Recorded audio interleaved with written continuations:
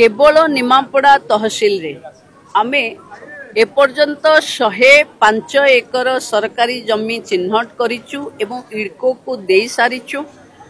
ये बहुत जल्दी गोटे एमएसएमई सेक्टर रो एठी हबो। जेमती आज बाहरी थिला पेपर रे मु देखुथिली टेक्सटाइल पार्क पई एमती कंसोलिडेटेड 3-4 इंडस्ट्री एठी को आसीबो जो माने आम अंचल युवक मानक पई गोटे रोजगार रो नुआ पंथा खोलिबो।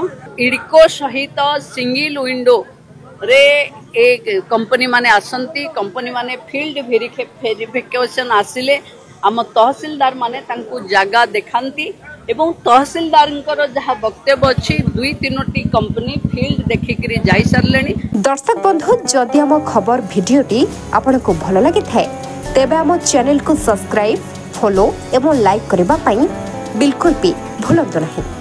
हाँ दर्शक बंधु आपणक अन्य बंधु मानक मध्य शेयर निहाती करंतु। धन्यवाद। नमस्कार।